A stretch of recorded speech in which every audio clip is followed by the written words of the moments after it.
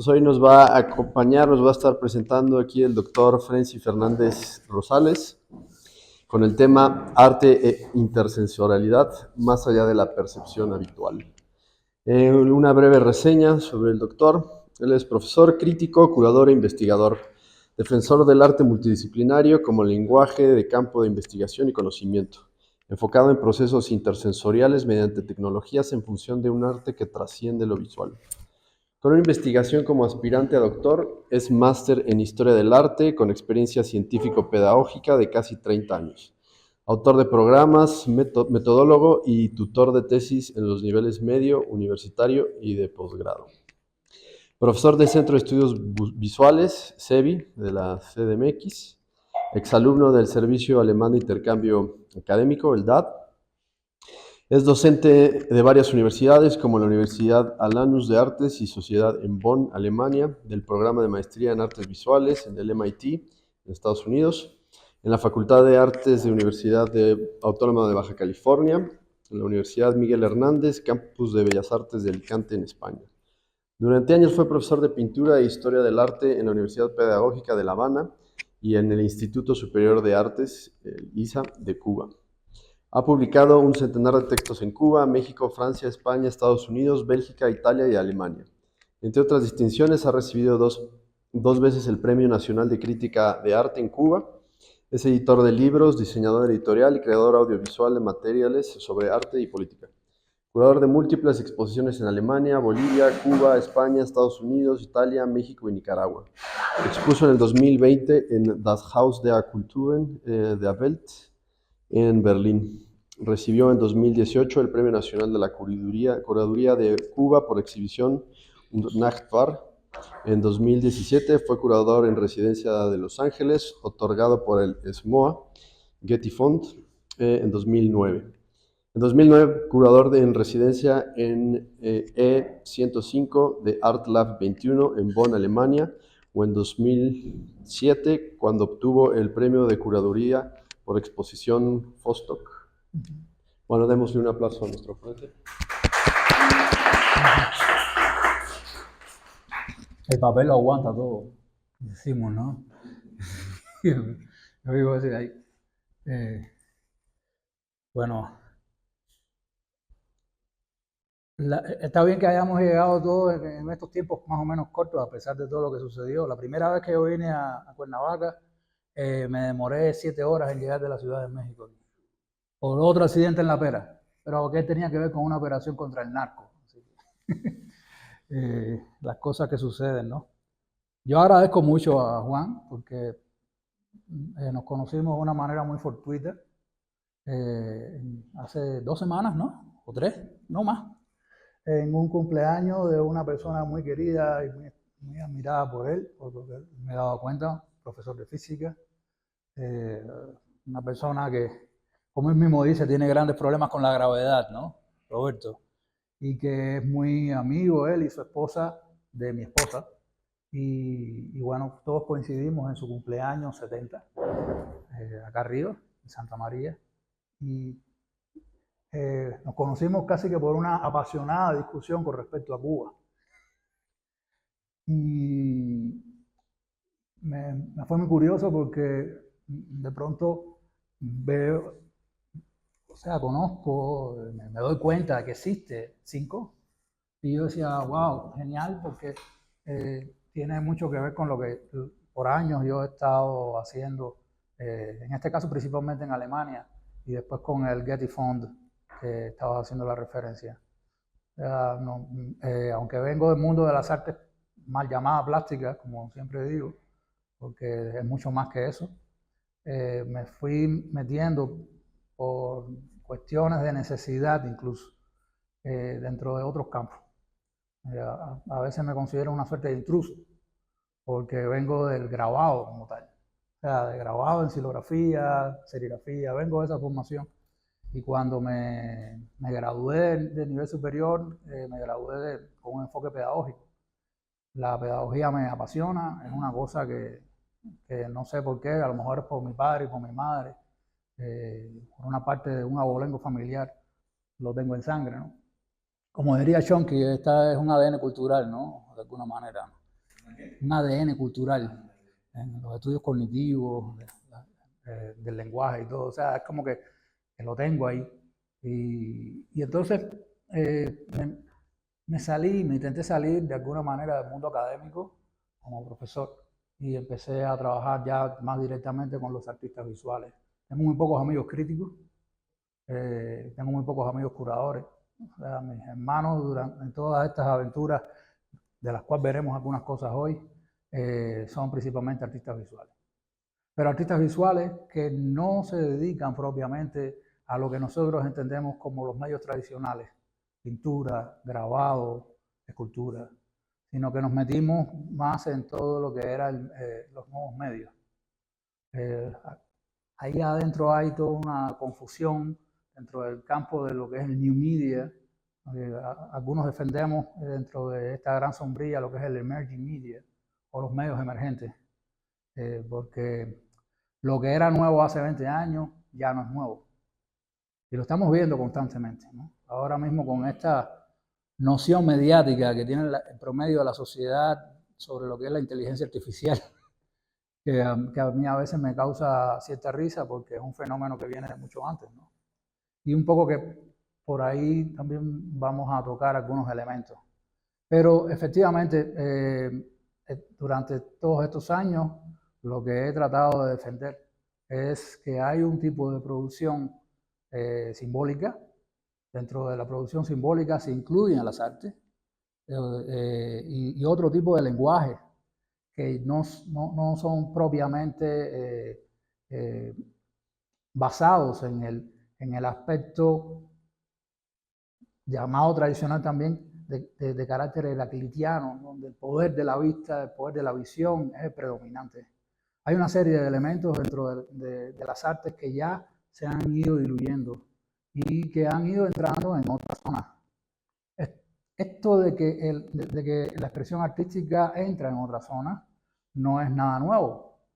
O sea, yo creo que desde la antigüedad, cuando se fueron conformando más los saberes, incluso pasando por lo que quedó como reducto, como espacio de reserva en este gran lapso que fue la etapa llamada medieval, hasta la explosión renacentista, el ejercicio de las artes ha estado muy vinculado con otros campos del saber. Y a mí me parece hasta a veces triste que me encuentre con artistas que digan que son unos ensimismados en su medio, porque realmente es un sistema de lenguaje muy complejo también, que tiene todos los elementos propios de lo que nosotros podemos comprender o reconocer mucho más en lo que es el lenguaje escritural. O sea, todo lo que viene siendo los estudios del tropos, las complejidades de las construcciones de las metáforas, lo que viene siendo el lenguaje parabólico, el lenguaje de las sinécdoques. Todo esto forma parte también del lenguaje de la visualidad. Y esto, por suerte, a finales del siglo XIX hubo gente como Rimbaud, por ejemplo, como Verlaine, incluso otros que venían desde antes, que dentro del campo de la literatura lo plasmaron muy bien dentro de lo que es la llamada sinestesia que estuvimos conversando de alguna manera. Y de ahí viene un gran error también. Y un poco que hablaremos de esto. O sea, yo defiendo más el arte intersensorial que el arte sinestésico. Me parece que decir arte sinestésico es un disparate. Incluso fue una cosa que me llevó a una discusión en el MIT con estudiantes del máster de arte del MIT, porque les enseñaban también Benjamin Buchloh, por ejemplo, que ya falleció, que era realmente profesor de Harvard, pero hacía prestaciones en el MIT, hablaba del arte sinestésico y no, es un error, porque la condición sinestésica es a partir de algo muy específico que sucede en una construcción que se mantiene y no se separa de las estructuras sinápticas del ser humano. Si no partimos de que esto tiene como base una suerte de anomalía, y yo le digo anomalía entre comillas, porque es una anomalía para bien, muchas veces, si sabemos utilizarla, si sabemos utilizar nuestras limitantes, las convertimos en virtudes. Si sabemos utilizar nuestros defectos, los convertimos en efectos. Entonces, en este caso, la condición sinestésica propia de prácticamente un 1% de una muestra de 100, ¿no? dentro de lo que puede ser cualquier estudio estadístico sobre lo que viene siendo un ser sinestésico, nos damos cuenta de que la condición sinestésica incluso es un proceso inconsciente.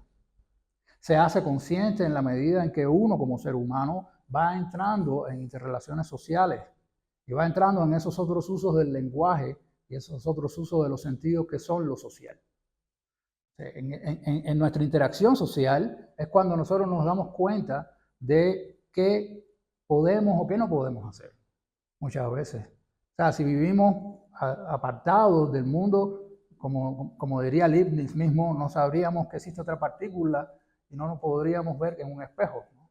Entonces la condición sinestésica un poco que está permeada por esto. O sea, los seres con condiciones sinestésicas no son conscientes del todo de una problemática, hasta tanto no viene otro y le plantea, tienes determinadas aptitudes con P que te permitirían desarrollar ciertas capacidades que el resto no lo tienen. ¿Por qué? Porque a partir de los 3, 4 años, el ser humano empieza a generar un desarrollo cerebral y un desarrollo de los conocimientos que ya no es de carácter sinestésico. Todos lo tenemos hasta los 3, 4 años. Todos logramos establecer analogías sin un proceso de razonamiento previo sobre este sabor que me puede llevar a una sensación térmica, a una sensación cromática, a una sensación sonora, a una sensación visual. Estoy poniendo como ejemplo el café.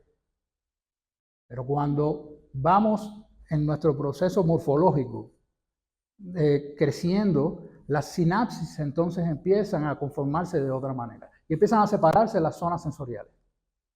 Y esto, bueno, hay otros campos científicos que me imagino que parte de ustedes lo conozcan mucho mejor que yo. En lo que compete al ejercicio de las artes y el ejercicio del lenguaje artístico, es muy importante ese saber que no podemos ser sinestésicos si no lo somos, sino utilizar los canales sensoriales como herramientas para poder llegar a otros resultados.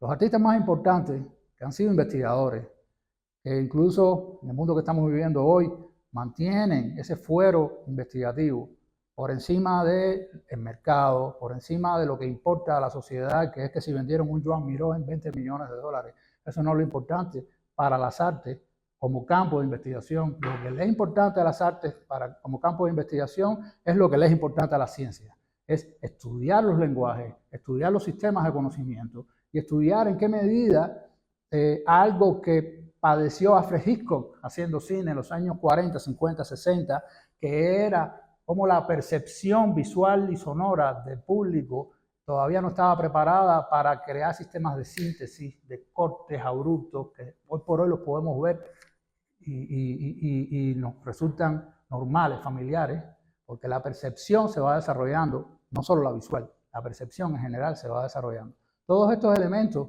nos dan la medida de que las artes forman parte de un concierto mayor, que es el concierto de todas las expresiones culturales del ser humano.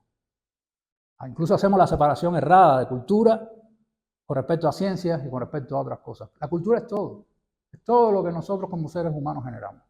Y dentro de ello está la cultura culinaria, la cultura científica, y dentro de la cultura científica muchas ramas también que se relacionan o no a veces. Dentro de las artes también está la cultura artística. Yo puedo hablar a lo mejor con un mecánico de coche y el tipo tener una supercultura como mecánico de coche. Y entonces lo que estamos haciendo es un intercambio cultural, de lo que yo conozco con lo que él conoce. No puedo decir que es un inculto. Me parece un acto de arrogancia que uno venga a un campo y que le diga a otra persona que es un inculto porque no conoce del campo de uno. Esa persona puede tener una cultura altísima y grandísima, muy vasta y de carácter práctico incluso respecto a lo que yo conozco. Entonces hay intercambios culturales. Cultura es todo. Entonces, en ese sentido era que yo quería hacer ciertas aclaraciones, ¿no? Ahora reconectará HDMI. Ok. Y por eso entonces, bueno, Juan me propuso hacer esta suerte de charla y yo dije, bueno, de varias opciones nos quedamos con esta, ¿no? Y un poco que vivimos así.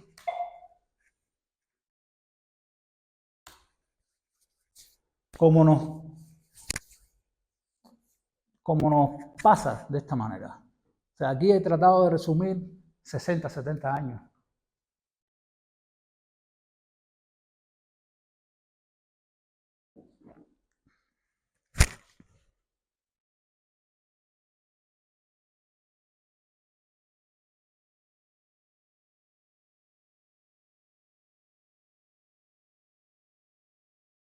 Esto es lo que nos ha estado pasando culturalmente hablando en Occidente, sobre todo en Occidente. Vivimos un mundo de imágenes, pero hay un mundo más vasto que el de las imágenes. Y hay otros focos culturales, sobre todo asiáticos, yo lo digo no occidentales, que han influido, sobre todo desde esta época con la que comenzamos, posguerra, empezaron a influir en Occidente. Los estudios intersensoriales son posibles en gran medida por esa manera de destronar el sentido cartesiano de la razón occidental. Hay elementos dentro de lo que es la capacidad emocional, dentro de lo que es la capacidad del sentir, que son muy importantes, que Occidente le dio de la espalda durante un tiempo, que creo que personas como los que vienen del campo de la fenomenología, sobre todo, le otorgan un espacio importante a esta capacidad del sentir, no solo del pensar, aun cuando son procesos muy racionales. Esto influye en la expresión artística fuertemente. Y una persona como Merleau-Ponty, lo estábamos hablando un poquito por arriba, ¿no? Merleau-Ponty nos abre y resume en él todas las investigaciones que venían desde Goethe, que venían de Brentano, que venían de los campos interrelacionales que se venían dando desde el siglo XIX, todo lo que tiene que ver con la psicología conductual de William James, todo esto va entrando y va influyendo en los artistas. No por gusto de la construcción de los simbolistas franceses como Rimbaud, con el barco ebrio, como Verlaine anteriormente, o como Charles Baudelaire, como todos los que fueron construyendo en el campo de lo poético y de lo literario, estaban muy vinculados con elementos, son síntomas de elementos que se están investigando dentro de otros campos como la psicología, como la sociología a finales del siglo XIX, cuando empieza con otros nombres, todavía no tenía la misma denominación. Y todo esto va influyendo en los artistas. Los artistas son personas muy ávidas de conocimientos de otros campos. Y eso nos lleva entonces a hacer ese tipo de intrusos, ¿no? que yo les hablaba. El sentido de lo intersensorial ha sido muy importante para los artistas más investigadores, los que más experimentan. Y es la zona que a mí me ha llamado la atención durante años, lo experimental. Por una cosa también muy elemental, son muy malos para hacer negocios. Son malísimos para todo lo que tiene que ver con el mercado de arte. De hecho, no sé si yo te lo conté, pues yo vine para acá en el 2018 a vivir, a hacer una relación nueva y empecé a trabajar con una galería que creé en la Ciudad de México. Me di cuenta en el acto de que no tenía nada que ver conmigo la cosa del mercado de arte, la zona naco, yo le digo zona naco, así le digo. O sea, ese tipo de arte metido en stand, que la gente piensa que eso es arte y que realmente lo que estamos viendo es pura boutique y pura trivialidad.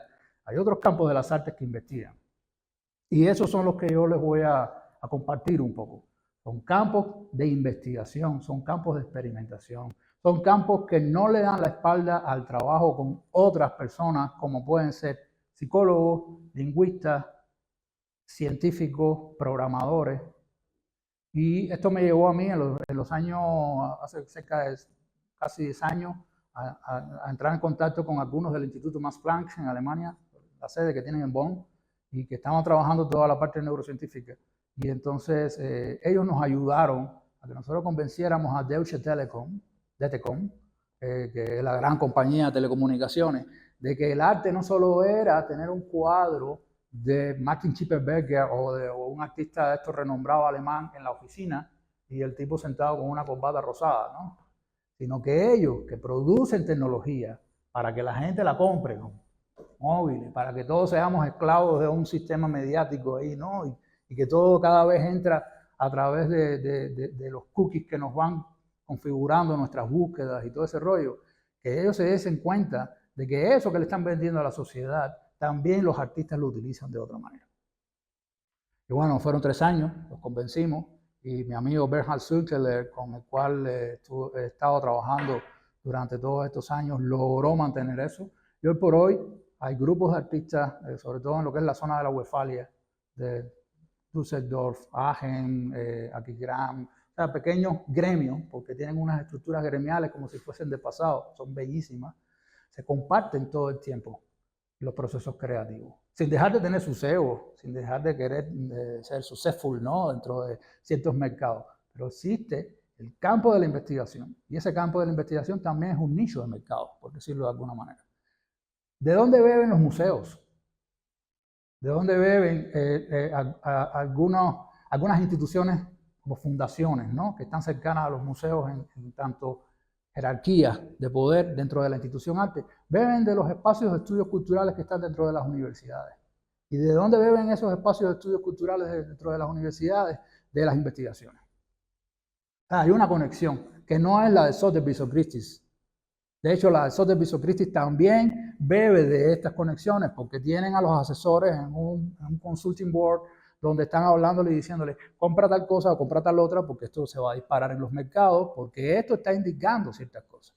¿Por qué se vende una obra de Joan Miró en 20 millones y tantos de dólares? Porque Joan Miró es un indicador de determinados elementos dentro de los lenguajes que hoy, ahora mismo, se están reivindicando, vamos a decir.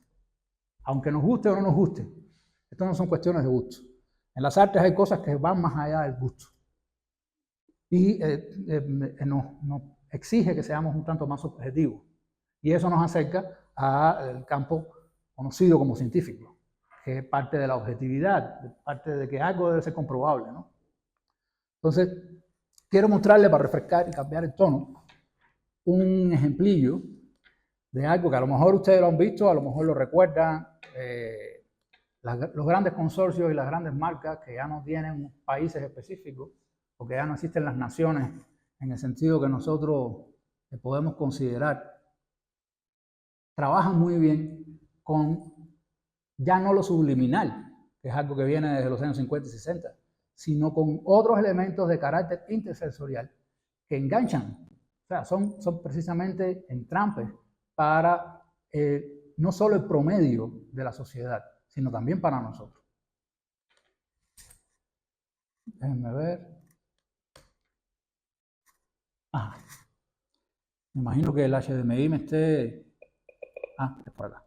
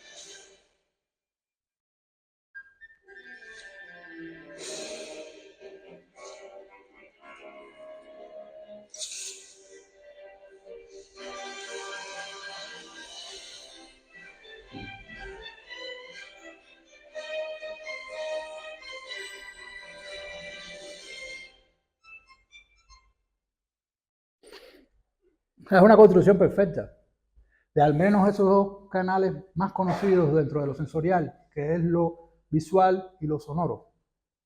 Pero también hay otros elementos internos que son más sutiles, que son las analogías, o sea, ese escarabajo rinoceronte, que si nosotros aplicamos lo que viene de la sinestesia hacia el conocimiento de lo intersensorial, nos damos cuenta de que un helicóptero viene siendo la figuración humana del análisis por analogía, y eso es lo importante, porque la intersensorialidad se basa en lo analógico, en lo que es relacional, en lo que se conecta, en lo que una cosa equivale a otra. Y eso, por supuesto, está en la base de la sinestesia. Pero en este caso, Es una obra maestra, jugando incluso con un cliché, dentro de ese sentido de lo relacional y lo analógico. No analógico en términos analógico versus digital. La analogía es una cosa, por comparación, y ahora no estamos hablando del universo de lo digital, porque normalmente ahora entendemos como fotografía analógica o química, en contraposición con la fotografía digital. No, no tiene nada que ver con eso. Sino la analogía como estado de relación, como estado de interconexión. A mí me encantó cuando yo lo vi la primera vez, yo decía, Prokofiev. O sea, todos sabemos que Pedro y el Lobo fue un encargo precisamente para que los niños aprendiesen estas analogías sensoriales. Como el pato es un instrumento, como Pedro es un instrumento, como el lobo es un instrumento, y así se va construyendo más la narrativa que hay, ¿no? Dentro de todo esto. Por cierto, Sting tiene una versión discográfica de Pedro y el Lobo que es una belleza. Entonces, toda esa construcción entre lo sonoro y lo visual, donde incluso en este caso, en el campo de la música, uno puede prescindir de la generación de la imagen, porque ya uno, sin haber escuchado incluso Pedro y el Lobo, la composición completa, uno sabe que un sonido que puede ser el de un clarinete o el de una flauta, voy a poner mejor el ejemplo de la flauta, el sonido de una flauta es como el de un pájaro. Ya hay clichés culturales. Incluso a veces no necesitamos ya ni explicarlo. Y ahí es donde viene una complejidad interesante del lenguaje. Cuando yo digo es el sonido dulce de una flauta de pan, todos más o menos lo comprendemos. Un poco más, un poco menos. Hay quien tiene un oído más cuadrado, lo estábamos hablando, ¿no?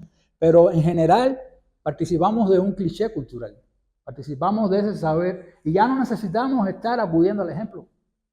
Ya lo tenemos metido en sangre y eso vuelve de nuevo a las estructuras de ese conocimiento compartido, ¿no? que forma parte de una formación, de una educación desde que somos pequeños. Desde que somos pequeños nos están educando de una manera en relación con ese universo sensorial. Un poco más, un poco menos. Pero en general todos caemos en esa trampa. Y ahí está el kit de un spot tan bien hecho que de por sí también está construido digitalmente. Porque es una pura construcción digital. O sea, hay todo un trabajo de construcción digital, partiendo de una estructura binaria que es 0-1, que rompió por completo con la concepción analógica de la imagen. Entonces, estamos ante un mundo donde hay una trama de percepciones que se están interrelacionando y que están llevando al mundo de lo digital hacia un ámbito que nos interconecta los campos sensoriales de un modo diferente. ¿Por qué? Porque son cada vez espacios de convergencia. El mundo de la construcción digital que estamos viviendo hoy es un espacio de convergencia de muchos saberes que trataban de hacerlo hasta los años 40, 50, cuando tenían las máquinas que no cabían aquí. Estaban tratando de construir imágenes, sonidos, universos sensoriales que no eran del todo posibles.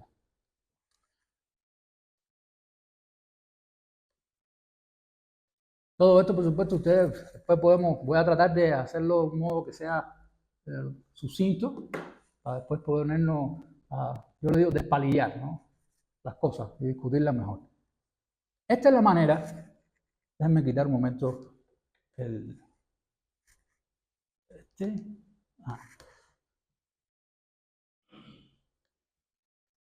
Esta es la manera habitual, bueno, no habitual, ¿qué es habitual?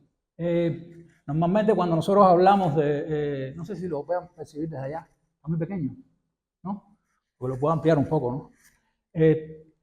Cuando le decimos a la gente, no, que utiliza tus sentidos, la gente que es lo que piensa que tenemos 5 sentidos. No tenemos 5 sentidos. Ahí hay una pelea en el campo académico. Los que vienen, por ejemplo, de las percepciones místicas, consideran de que hay mucho más sentidos, que hay más de 14 incluso. Con alguna gente que en la Hochschule, la universidad en Alemania, es de corte completamente antroposófico. La crearon los de la segunda generación de Steiner y vienen de fenomenología pura, un departamento muy interesante, pero a la vez tienen todo este aspecto místico Y tienen departamentos que crean todo lo que es permacultura, todo lo que viene siendo art natura, todo lo que tiene que ver con las medicinas llamadas alternativas, pero que es la homeopatía y muchas más, ¿no? Toda esta gente consideran que existen más de 12 sentidos. Por un consenso. Yo en lo que he estado investigando de una manera muy humilde, por decirlo de alguna manera, porque no me puedo considerar tampoco un científico, en el sentido estricto de la palabra, me voy con lo que viene siendo el universo sensorial de 12 canales. Pero me di cuenta de que este viene siendo el esquema que nosotros podemos encontrar. Esto no lo hice yo, esto está en internet. Está en muchas fuentes bibliográficas más profundas y más especializadas que la punta del iceberg que nosotros vemos en internet, ¿no?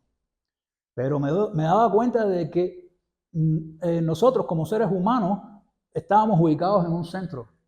Y realmente el gran problema que hemos tenido durante más de 70 años, o mucho más, porque lo que estamos viviendo hoy es consecuencia de un proceso de siglos, de más de 500 años, es habernos creído que somos el centro de las cosas. Entonces yo empecé a revisar y me di cuenta de que me era más pertinente comprenderlo de este modo.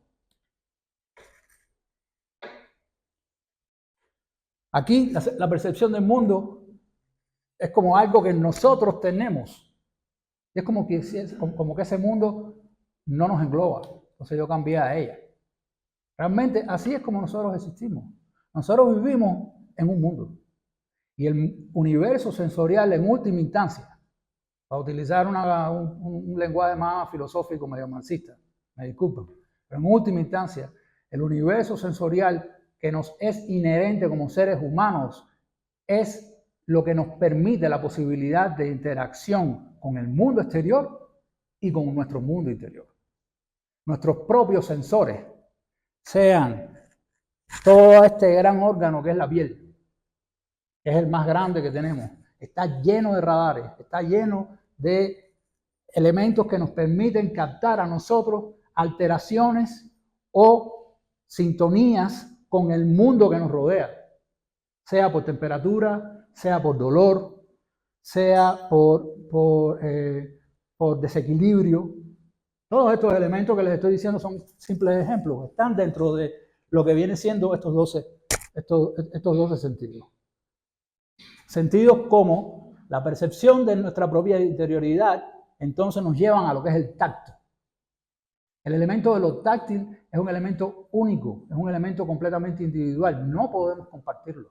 Tal vez en esa construcción de clichés, por decirlo de algún modo, de espacios comunes, podemos activar determinados recursos, determinados mecanismos táctiles que todos entonces podemos decir, ah, sí, lo siento. O sea, nosotros primero lo sentimos y después lo pensamos en ese sentido. Y así también sucede con nuestro sentido de la vida, el sentido de lo vital, que es uno de los máximos. Y sobre todo se hacen más relevantes cuando estamos en momentos críticos de enfermedades, de accidentes, de cosas ya radicales, donde vemos que la muerte está ahí delante, ¿no? Cada uno incluso reacciona por su universo sensorial a ese sentido de lo vital de un modo también diferente. Hay quienes pueden tirarse al abandono, llorar, caer en los mayores pesimismos del mundo, y hay quienes pueden decir, pues me voy a reconstruir y me voy a reivindicar. Mismo Goethe, a los 73 años, tuvo una enfermedad que nadie sabe qué fue lo que le sucedió. Estuvo como 2 semanas hasta con delirium tremens. Unas fiebres altísimas de 42 grados, cosas así, y sale de la enfermedad. Y es cuando más producen. Incluso las lenguas decían que era cuando más novias tenía, porque le dio por relacionarse con mujeres más jóvenes y todo ese rollo. O sea, en Alemania las crisis de los 40 o de los 50 creo que suceden más tarde, a lo mejor por su idiosincrasia, ¿no? Pero es cierto, hay personalidades que en momentos críticos de su sentido de lo vital, que lo perdemos de vista, pero es un sentido esencial, reaccionan de diversas maneras. En el caso de Goethe, reaccionó de la manera más positiva para él, porque fue cuando más abusó todos los estudios de la óptica, todos los estudios de la teoría del color. Y cuando se hizo un heredero total de las investigaciones de Isaac Newton. Esas investigaciones sobre lo que viene siendo la óptica, la percepción visual, la percepción cromática, y no solo, también la percepción de la temperatura, que se ve muy, muy pequeño por acá, que forma parte de los canales de percepción del mundo, lo térmico. Todo esto, que nosotros lo vemos así por una cuestión metodológica, separados, pero se interrelacionan. No podemos entender lo térmico muchas veces sin lo táctil. No podemos entender lo olfativo muchas veces sin el paladar, el gusto. O sea, los sentidos no van separados, van muchas veces juntos. Pero por una cuestión metodológica, siempre tenemos que separar las cosas para poderlas comprender. Entonces, si viéramos este esquema en ese sentido interrelacional, nos daríamos cuenta de lo importante que son los 12 sentidos, incluyendo todos los que son los sentidos que nos establecen una percepción de la interioridad del otro. Y ahora mismo ustedes están haciendo uso de esos canales perceptivos respecto a lo que yo estoy hablando. Están escuchando el oído, están tratando de procesar la palabra ajena, que es la mía, hacia ustedes, están tratando de comprender, ojalá que me comprendieran, porque a veces me enredo, ¿no? Ese pensamiento ajeno, pero que es un pensamiento compartido. Y así entonces puede haber un conocimiento sobre esa persona. Algo que explotó Sigmund Freud de una manera increíble, y por suerte vino Carl Jung a desmentir algunas cosas o a cuestionarlas, ¿no? Porque si hubiésemos seguido con Freud solamente, mucho daño más hubiese sucedido en la modernidad. Pero sí tenía razón en algo. El yo ajeno, ese sentido del ego, pero el ego no exacerbado como lo hemos entendido y malinterpretado durante más de 100 años, es muy importante para poder tener nosotros una comprensión a partir de determinados mecanismos perceptivos de la existencia de esa persona. Entonces, son canales sensoriales y son mecanismos perceptivos que no podemos dejar de lado. Y esto a mí me llamó mucho la atención dentro de toda esta investigación para ver cómo es que lo que entendemos de las artes más llamadas plásticas es solo una superficie. Y hay otros mecanismos allá adentro. Solo por ponerles un ejemplo, porque no se los voy a traer. Quizás hayan visto todo lo que fue la obra, o una parte de la obra puntillista de Jacques Seurat. Era puro puntillismo. O sea, todo hecho a partir de puntos, puntos, puntos. Cuando uno se acerca no son puntos, son pequeñas áreas cromáticas. Pero, en última instancia, en las expresiones de lo que es el lenguaje visual, el punto es la unidad mínima de representación que tenemos. Después viene la línea, que nosotros consideramos que es el desplazamiento de un punto en el espacio. Y después el área, y después el volumen. Y por ahí se va construyendo todo en un sentido lógico y relacional también. Cuando Seurat se mete a estudiar todo lo que son las influencias de una imagen en descomposición a finales del siglo XIX, de la cual los autores y los máximos responsables fueron los impresionistas. Todo el mundo piensa que los impresionistas hicieron cambios en determinadas cosas, que sí, lo son, en la percepción visual y todo, pero no solo en eso. Los impresionistas estaban estudiando elementos propios de la física y estaban estudiando elementos propios de la química. Muchos de ellos eran conscientes de que ante la ausencia de luz no había color. Y precisamente por eso es que ellos se limitaron a trabajar con el negro, porque no consideraban ni el blanco ni el negro como colores, sino como valores. Ausencia de luz, máxima intensidad de luz. Y en el medio tenían la gran paradoja que si descomponían la luz, se descomponían los 7 colores del espectro, pero cuando trataban de recomponer con los 7 colores del espectro no llegaban a la luz, llegaban a lo que se le dice negro cromático. Vaya paradoja. ¿Por qué? Porque se dieron cuenta, por relaciones con otros campos también de la cultura, en este caso los campos científicos, que lo que nosotros vemos como en este caso un color medio naranja, amarillo, es lo que queda en la superficie para que nosotros desde nuestra percepción visual podamos reconocer como naranja, amarillo o amarillo anaranjado. Todos los demás colores del espectro son absorbidos, física y químicamente hablando, por esa superficie. Y nos queda entonces a nosotros esta superficie reconocible desde un punto de vista cromático. Es una gran trampa en la cual la percepción visual se ha ido desarrollando grandemente. Y eso fue una obsesión para los artistas del impresionismo. Pero además, muchas cosas más que tenían que ver con la descomposición del ser humano a finales del siglo XIX. Los procesos de descomposición de la imagen eran también una metáfora de la atomización, la fragmentación de ese ser humano en una modernidad muy exacerbada, que era la del siglo XIX, ni siquiera todavía venía la del XX. Pero ahí viene Seurat. ¿Y qué es lo que hace Seurat? Trata de buscar la unidad mínima de representación. Pues esa unidad mínima a él le viene por sus relaciones con Maxwell. Y se mete a estudiar las ondas electromagnéticas. Y se mete a estudiar lo que vienen siendo las frecuencias sonoras.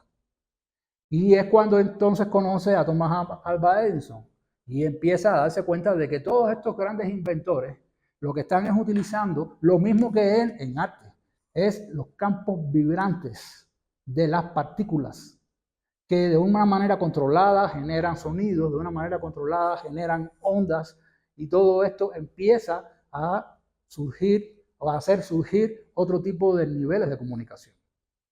Y ahí tenemos la radio. Y entonces, Seurat, en el campo de las artes mal llamadas plásticas, lo que está es plasmando, desde un punto de vista visual, lo que nosotros le decimos la unidad mínima del patrón visual, que en esos momentos era el punto.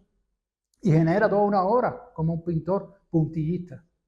Sin embargo, ahí es a donde recurren todos los que después, durante los años 40, 50 y 60, van a investigar lo que es la irrupción tecnológica del mundo digital.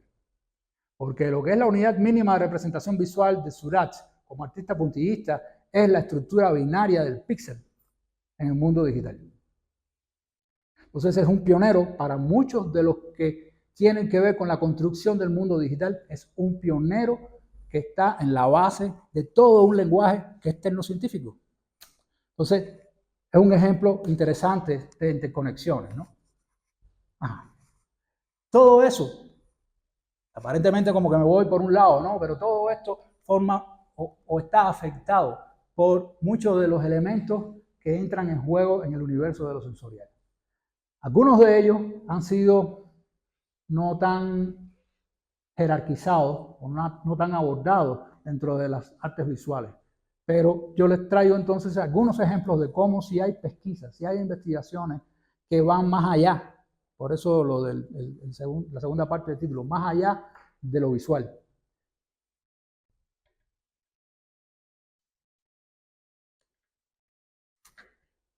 Uno de los primeros ensayos es el sensorama,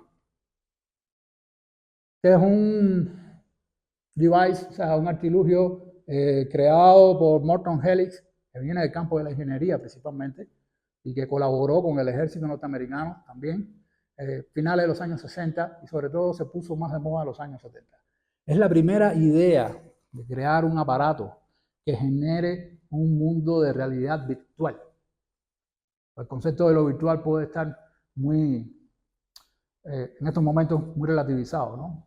La idea de la virtualidad viene desde la filosofía de la antigüedad y bueno, la sociedad cree que la virtualidad es solo producto y solo intrínseco al mundo de la tecnología que consume. Y para nada, o sea, todos vivimos en mundos de virtualidades.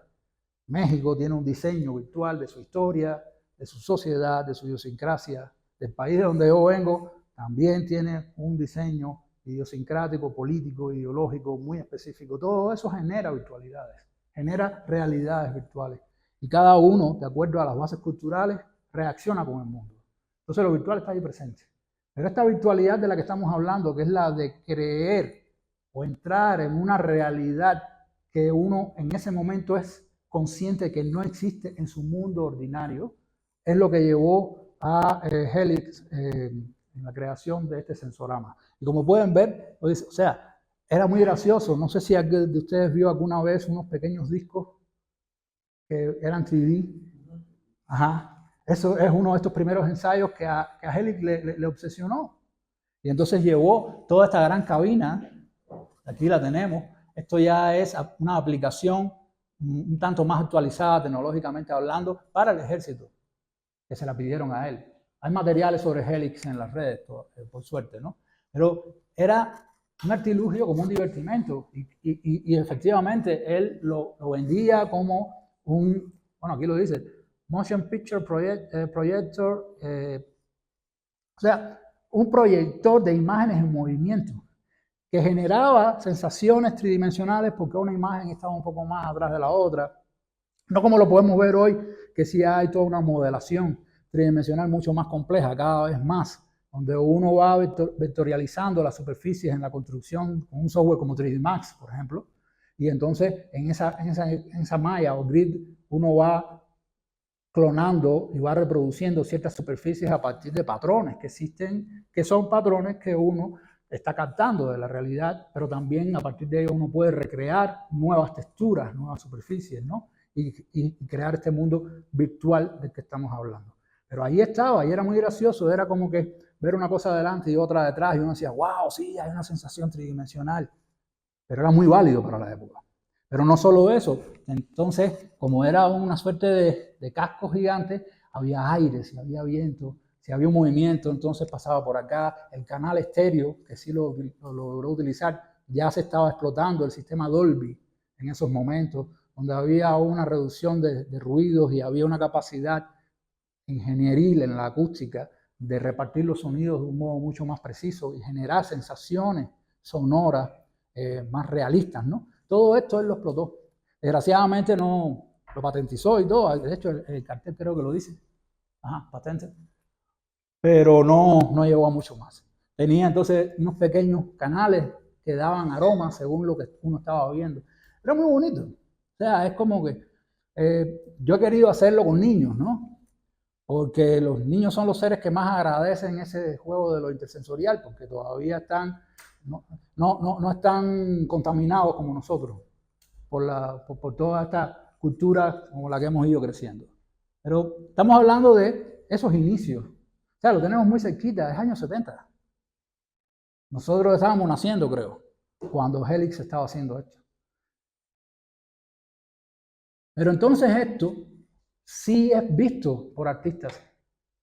Algunos artistas tienen conocimiento de estos campos e incluso Helix también tiene conocimiento de ciertos experimentos de algunos de los campos artísticos y hay una interconexión ahí. Vamos a ver algunas obras que tienen que ver con canales específicos o con la interrelación con otros canales sensoriales. Oído. Aquí les muestro, este es uno de los artistas más importantes alemán, Joseph Beuys. Viene siendo un gran gurú. El arte contemporáneo se puede comprender, un poco reduccionista, me disculpan esto, pero para darles un tip, el arte contemporáneo en su práctica, en lo que ha sucedido desde hace 40, 50 años para acá, se puede comprender como una moneda con dos caras. Una es Andy Warhol, que es mucho más conocido, porque es el tipo del pop, con todas las imágenes de Marilyn Monroe, Elvis Presley, y que habla de lo que viene siendo la cultura flat que estamos viviendo hoy, esta cultura superficial, esta cultura donde no se cala, donde no hay una profundización de lo que es la espiritualidad del ser humano o de otras cosas importantes para el ser humano. Pero la otra cara de la moneda es Joseph Beuys. Joseph Beuys es un tipo que fue piloto de la Luftwaffe en la Segunda Guerra Mundial, de los nazis, y estaba por Crimea. Yo pensaba que era un poco cuento, porque los artistas generan muchas historias y mentiras y todo, pero después en Düsseldorf pude encontrar algunas informaciones que daban veracidad sobre esto. Tumban el avión, cae, lo dieron por muerto y una tribu nómada de tártaros lo salva. Estaba todo quemado. Había perdido incluso una parte del cráneo. Por eso le hicieron un implante de platino y en casi todas las obras y en casi todas las acciones que uno ve de Joseph Beuys aparece con un sombrero porque tenía un insertado platino desde ese momento. Estos tártaros lo salvaron cubriéndolo con miel, grasa y fieltro. Le salvaron la vida. A partir de ese momento, él entró en una suerte de transición y logra regresar al cabo de un tiempo a Alemania y se convierte en una de las figuras antibelicistas más grandes dentro del campo de las artes. Ayudó a Willy Brandt con el Partido Socialdemócrata Alemán en los años 60-70 a que Willy Brandt se estableciera como canciller, y desde la plataforma del arte creó mecanismos de arte política, arte institución, arte sociedad. Cambió la noción de arte para muchos artistas alemanes. Dejen de pintar y vamos a sembrar árboles, que es lo que hace falta, por ejemplo, ¿no? Vamos a hacer determinadas acciones. Fue un tipo muy importante dentro de la performance. Pero nunca dejó de lado, nunca le dio la espalda a esos materiales que para él tenían un valor energético y además vital, que le salvaron la vida. Esto que ustedes ven aquí es un conjunto de cintas magnetofónicas que uno puede escucharlas y son como que speech de Joseph Beuys. Además, le estaba contando a Juan que el tipo trabajó con varios músicos que eran artistas visuales alemanes y crearon canciones de carácter político, medio de punk, con influencia de la música Kraut alemana de los años finales de los años 70, principios de los 80. En este caso son speech, son como declaraciones relacionadas con los principios del arte. Pero lo interesante es que para poder entonces uno acceder, ya no se puede ni acceder, esto está metido en una urna, es como que, wow, Dios, Joseph Beuys creó esto, ¿no? Y es arte a partir del sonido. Uno saca las cintas y las pone en un reproductor de cinta magnetofónica y uno puede perfectamente escuchar todo lo que está hablando. Y es un tipo de arte eminentemente conceptual, donde hay una ruptura respecto a las herramientas anteriores de las artes visuales. O las herramientas que en paralelo se siguen dando en las artes visuales, porque todavía tenemos gente pintando, tenemos gente haciendo cosas con los medios tradicionales y no dejan de ser interesantes muchos de ellos. Pero en este caso, para poder acceder o interactuar a estas cintas, uno tiene que tocar ese fieltro. Y entonces, él hacía toda una práctica que tenía que ver con la onda celta. Es un tipo que viene de Krefeld, un pueblito donde hay runas célticas, donde él creció en ese mundo, y él mezcla mucho el mundo también de lo místico alemán, ¿no? Y está presente. Hay quienes dicen que los que lo conocieron, que cuando él hizo esta pieza u otras más, sentían una vibra, una energía, ¿no? Ya esa parte es muy New Age para mí.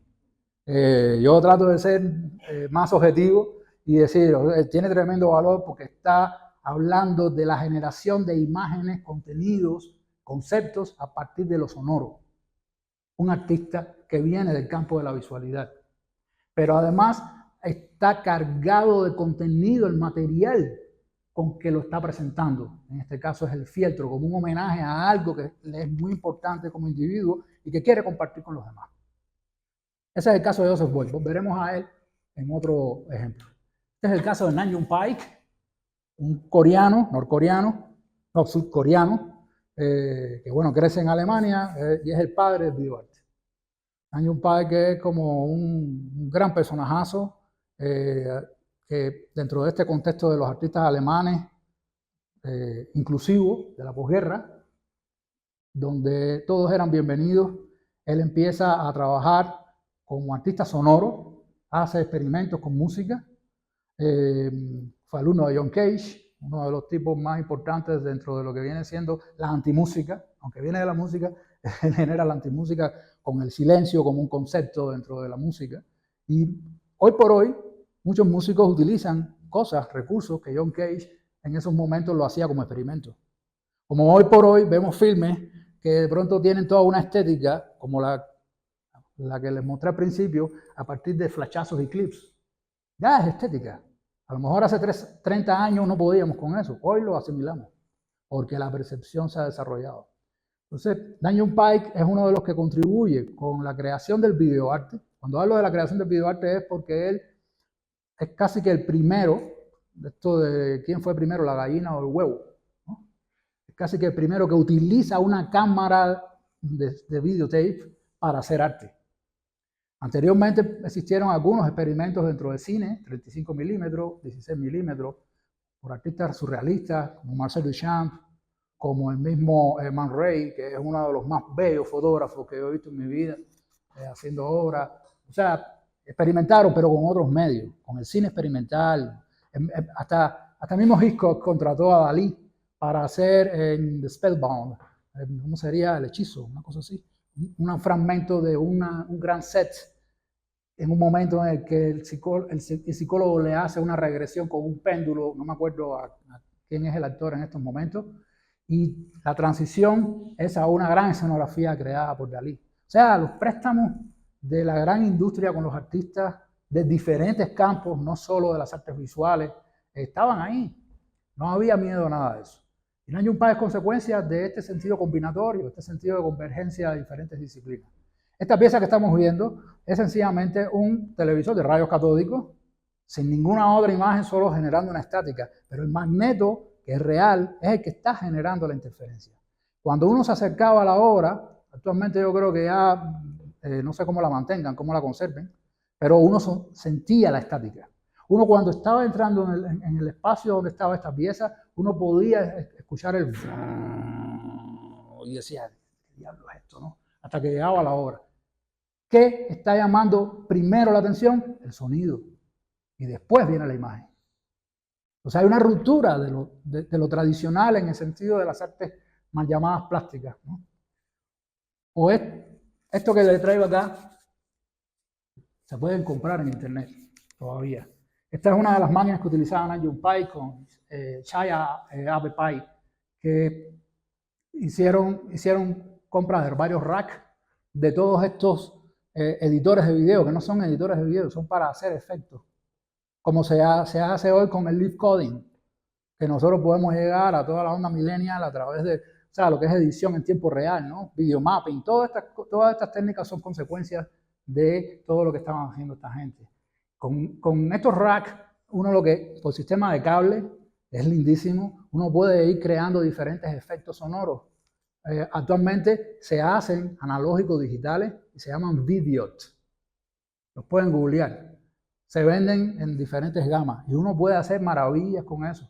Pero hay científicos que lo siguen utilizando para poder trabajar todo lo que tiene que ver con las ondas magnéticas, las ondas sonoras y todo esto, y estudiarlo con otra gente del campo científico, pero viene de artistas que empezaron a experimentar con tarecos, ¿no? Yo le digo tarecos, ¿no? O sea, cosas que empezaron a interconectar y a partir del lujo que se puede dar el arte, que es el de errar, equivocarse, crear problemas, salen esos efectos. Y esos efectos, hoy por hoy, son utilizados dentro de los estudios estocásticos, por ejemplo, dentro de los estudios de la cinemática, y vienen de artistas. Esta es una obra de un gran instalador y escultor, se llamó Edward Kingholz. Es una pieza que eminentemente en carácter crítico. O sea, es un tipo que hacía obras muy críticas, es norteamericano, pero bueno, fue muy reconocido dentro del contexto europeo, sobre todo alemán, como un renovador de una instalación multidisciplinaria. En este caso, la máquina, que es una máquina de juego, cuando uno se acerca, uno puede jugar con ella, y los sonidos son los que generan una disrupción, porque los sonidos entonces hacen que el espectador reaccione contra la máquina, porque son sonidos molestos, tienen que ver con no me hagas daño, o sea, si hoy hablamos del discurso de género y todo ese rollo, no, ya habían artistas que estaban hablando del discurso de género hacía rato. Esto que es una máquina de juego, disculpen, él la transforma, la convierte en una instalación escultórica para hablar de la mujer objeto, de la prostitución. Y entonces todo el sonido de cling, cling, cling, porque tienen los sonidos característicos de las máquinas de juego, se van confundiendo con speech, con discursos que salen también de la misma máquina, sobre no me maltrate, cosas así, por decirle de alguna manera, ¿no? Entonces prevalece el efecto del sonido, que es el que genera una relación, un vínculo diferente con este aspecto visual.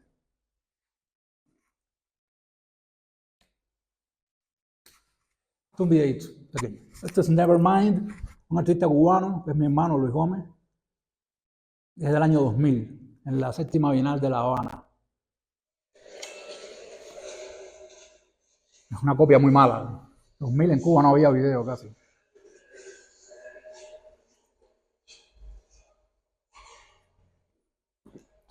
Son torretas de 3 metros.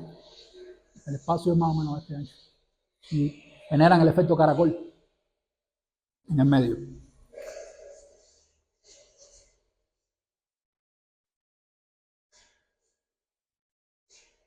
Entonces, claro, estos son 3 socios nuestros que le dijimos, pónganse ahí para poder hacer la documentación. Yo lo ayudé en el montaje de la exposición. El efecto caracol que generan las torretas es a partir de la estática de los transformadores de las luces. Realmente era muy molesto pasar hacia allá. Se genera un ruido que viene siendo una suerte de ruido blanco muy molesto. Y estaba hecho para eso, por eso la idea del Nevermind para él era una metáfora de carácter místico sobre lo que tiene que ver con... Es un discurso medio apocalíptico, ¿no? Sobre la luz que te impide llegar a ella, porque hay un campo sonoro en el medio, generado por esa estática generada por la luz, en este caso artificial, que cuando tú llegas acá, entonces se te mete y te crea esa... Y es insoportable, es un zumbido, de ahí para allá ya tú te quedas con ese zumbido grabado cuando tú interactúas inicialmente con el efecto caracol, y a partir de ahí es jugar, en términos artísticos, con la paradoja de la luz, en qué medida es un estado de iluminación o es un estado en contra del ser humano, ¿no? Y a Luis Gómez le interesa mucho generar espacios paradójicos, ¿no? Con cosas que están inscritas en nuestra cultura espiritual en este caso, ¿no?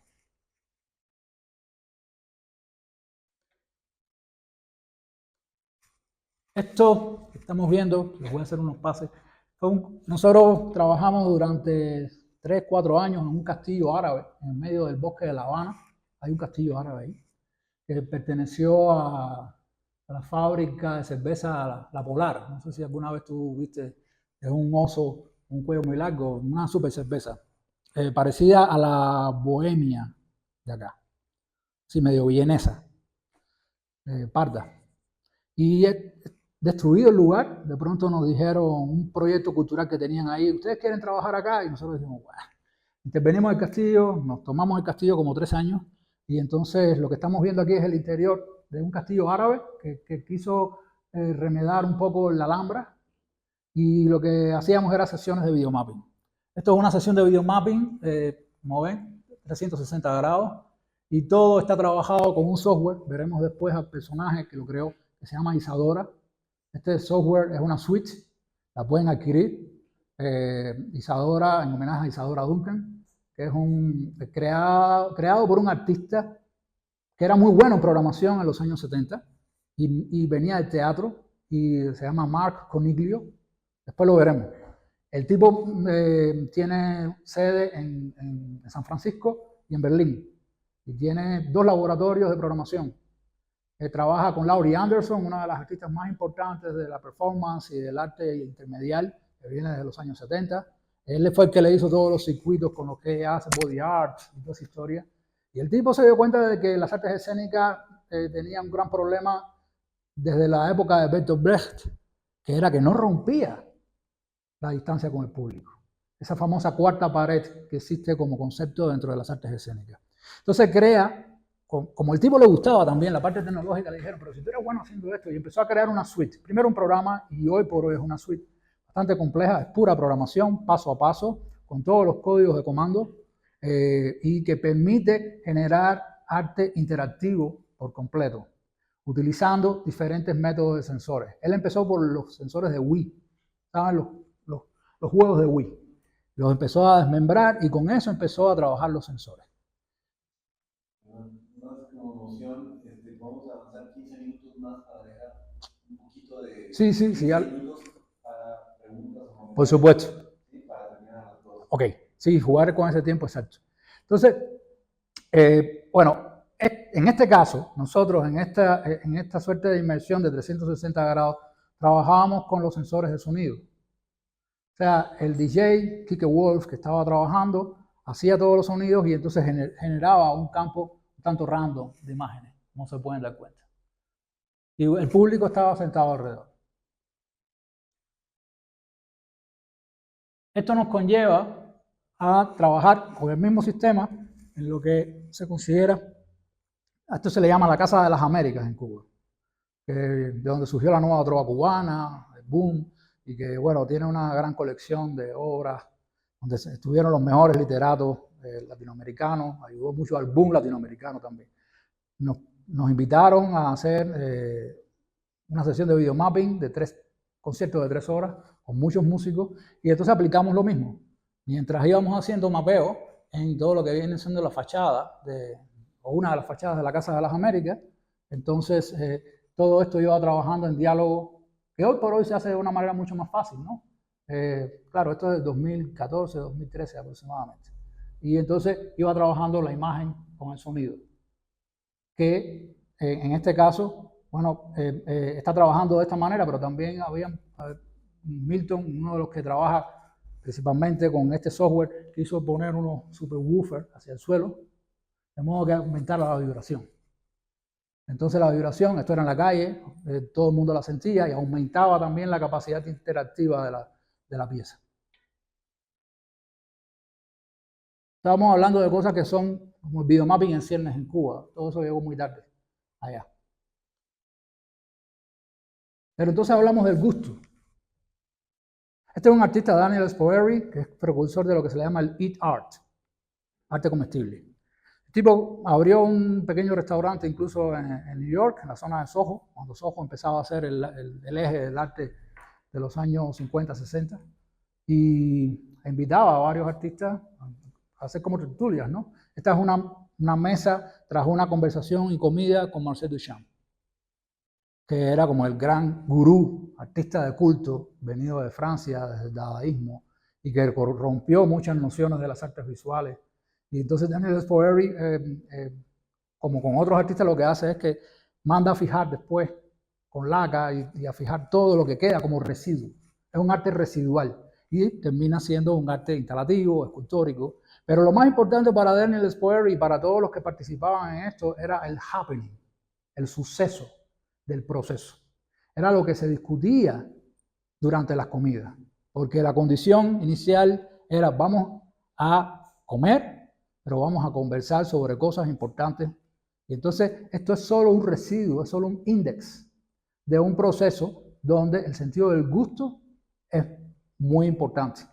El gusto, los sabores, todo esto que forma parte de un mundo clave para las artes. Y así volvemos entonces a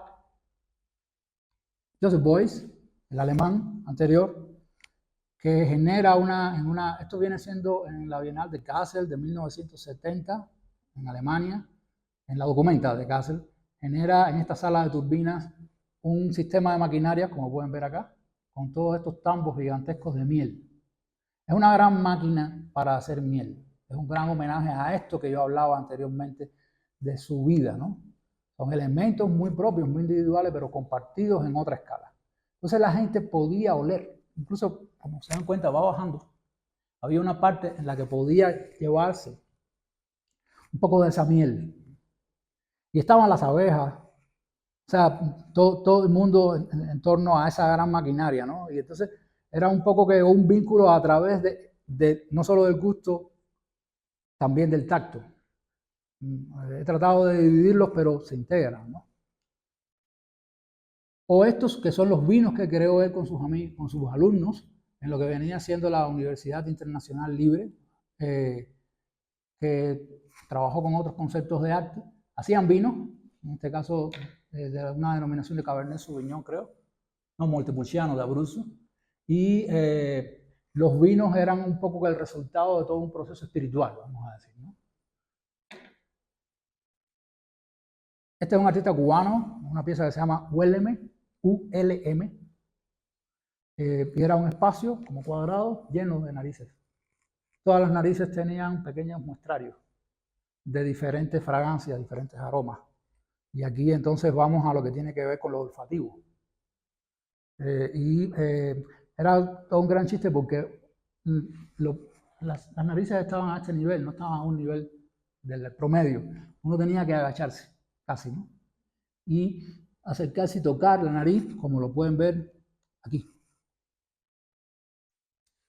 Entonces, él decía que era como el beso esquimal. Era darle un beso al espacio y a la vez reconocer. Y la gente decía, me gustó aquella nariz porque olía tal cosa. Habían diferentes, él trabajó con gente que trabaja en toda la parte de los aromas y hay olores que nos recuerdan a la muerte, hay olores que nos recuerdan a los frescos. O sea, hay entre 7, 10 denominaciones de los aromas, ¿no? y él trabajó en ese sentido. Entonces es muy interesante porque son mínimas esculturas. Lo más importante es la acción performática, por decirlo de alguna manera, del público ante el acto de agacharse un tanto, una reverencia a esa nariz, tocar la nariz, entonces uno ve que es como un beso que se le está dando a ese espacio, y la acción individual del reconocimiento de la fragancia, ¿no? Esta es otra artista, Tania Bruguera, una artista que estuvo en el MUAC hace unos años, y es una de las más importantes dentro de la performance y el arte combinatorio actual. Tania trabaja aquí, es una serie que se llama Ingeniero de Almas. Así, de oscuro, uno llega a un espacio y después entonces la misma visión se va aclarando, ¿no? Y uno siente desde el comienzo un olor que es molesto, y es toda esta caña de azúcar fermentada en el espacio. Lo primero que uno siente entonces es un olor de algo en descomposición. Cuando uno entra es todo cubierto de caña de azúcar. Y a la medida que la vista entonces se va sincronizando con la oscuridad, entonces uno ve estas personas, que son hombres desnudos, haciendo esto todo el tiempo. Esa es la acción. Están como quitándose algo. Y si uno entonces se acerca a ver qué es lo que está sucediendo allá arriba, con esta reacción que ya uno va teniendo con el elemento olfativo, uno dice, ¿qué es lo que hay en el televisor? En el televisor lo que se ve es a Fidel Castro, en una edición que se hizo manipulada de él, el gran macho, el Superman y toda esa historia, abriéndose el pecho, o cuando salía de los yates que pescaban langostas o grandes peces y cosas así. Lo que hicieron fueron los cortes de los momentos que el gran macho en una manipulación por edición puede parecer muy afeminado. Bueno, fue una obra que duró cuatro horas, una cosa así. Llegó la seguridad del Estado, se cerró la exposición y después la hizo en el MoMA. Porque nosotros tenemos la máxima de que la censura legitima. Y se disparó Tania Bruguera. Entonces, bueno, aquí lo ven, ¿no? Aquí él estaba hablando de, yo nunca he llevado un chaleco antibalas, yo no necesito eso, porque siempre fue así. Este es otro de los canales.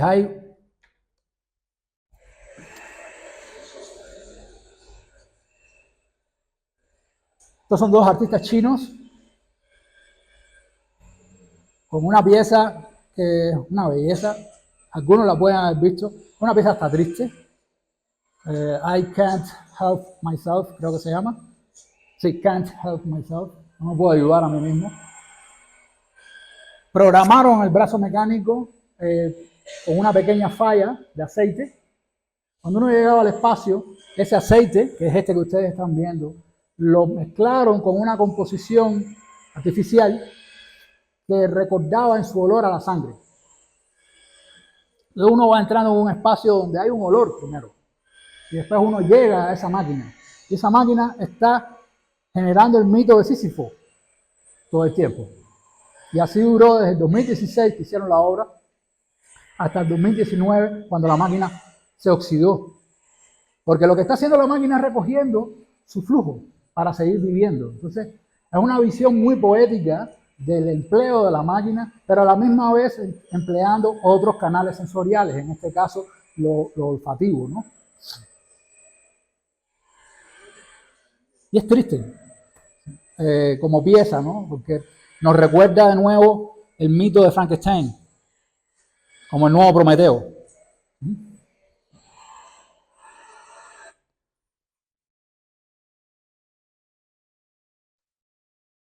Hay piezas que exploran lo que viene siendo el sentido de lo térmico. Este es Olafur Eliasson.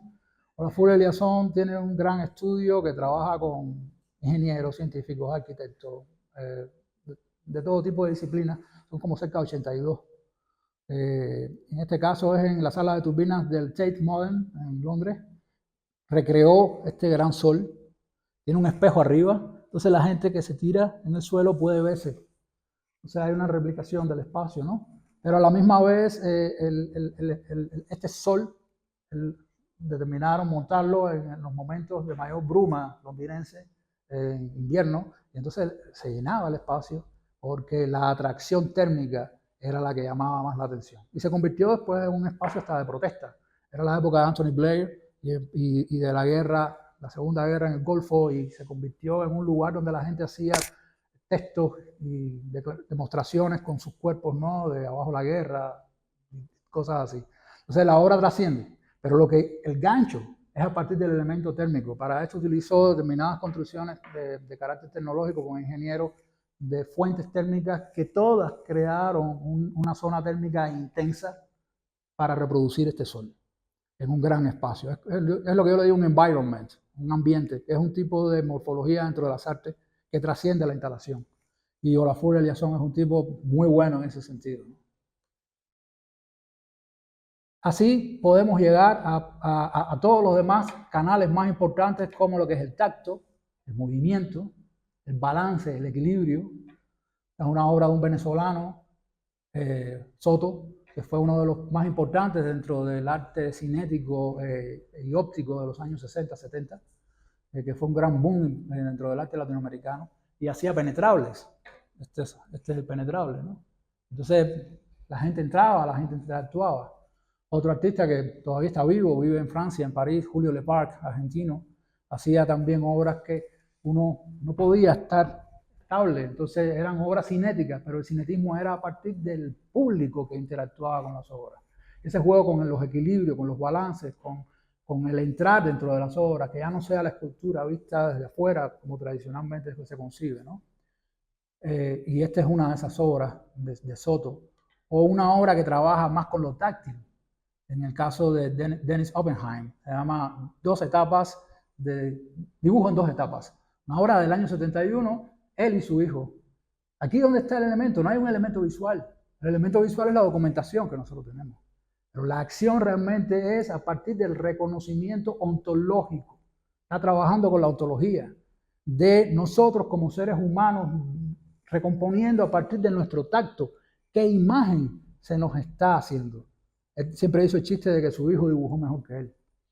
Entonces, era que uno tiene que dibujar lo que le están dibujando.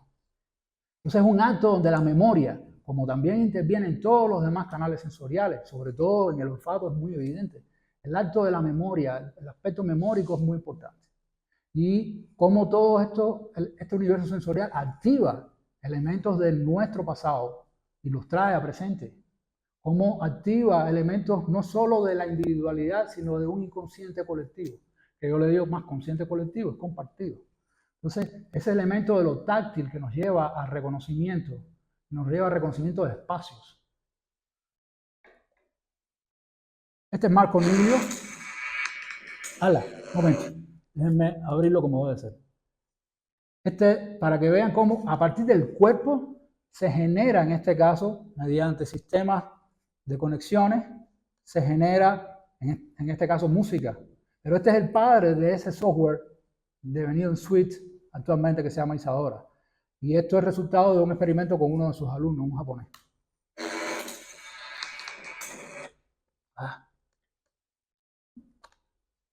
Sorry, lo tengo en pantalla 1.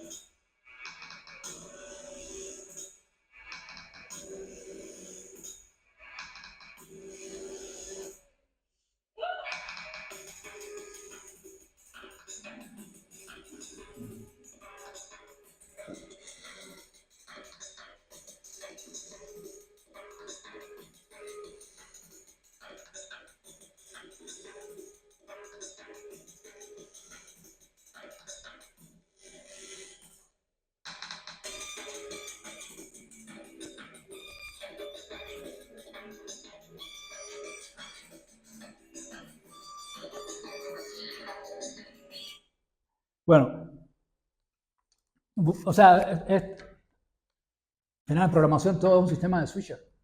Como que apagamos y encendemos la luz. Aquí lo que le hicieron fue que le mapearon el rostro, lo tiene tu alumno, y todos los demás cables sí están trabajando directamente a lo que son los generadores de sonido. Y está haciendo un drum and bass con como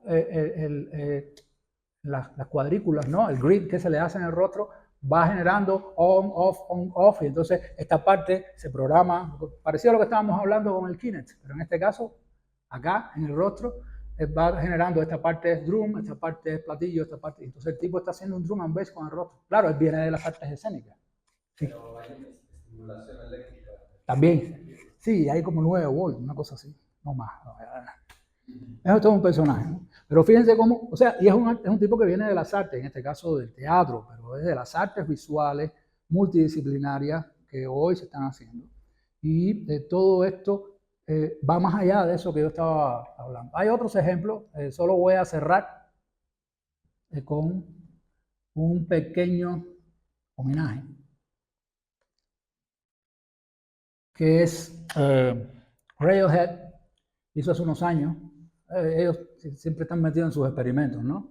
Y convocaron a que hiciesen varias versiones de algunos temas. En este caso eran del Rainbow, creo, o del King of Flame, no me acuerdo. Bueno, yo traigo lo que hizo un músico experimental que ha trabajado la instalación sonora y se considera más como artista sonoro, y el arte sonoro se cultiva más dentro del campo de las llamadas artes visuales que dentro de la música u otras formas, ¿no? Y bueno, en este caso es James Houston, tal vez lo hayan visto en las redes, a mí me encanta porque es instalación pura y es hacer sonido a partir de lo que se dice en términos tecnológicos el do it yourself, el bricolage tecnológico.